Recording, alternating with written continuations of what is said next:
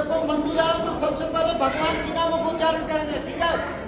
बोलिए हरे कृष्णा हरे कृष्णा हरे कृष्णा हरे कृष्णा कृष्ण कृष्ण हरे हरे हरे हरे हरे हरे हरे राम हरे राम हरे राम हरे राम राम राम राम राम हरे हरे हरे हरे।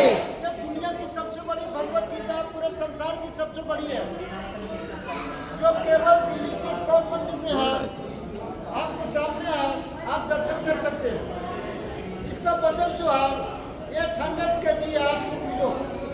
इसकी चौड़ाई 2 मीटर है और दोनों पेज का जो है 4 मीटर।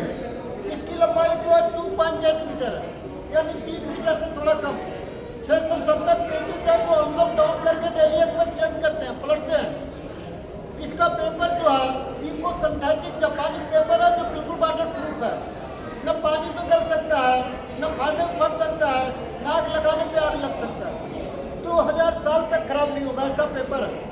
इसका बैक कवर जो सेटेलाइट मटेरियल से बना हुआ है, मेटल गोल्ड कलर है, इटली के मिलान शहर में बना है।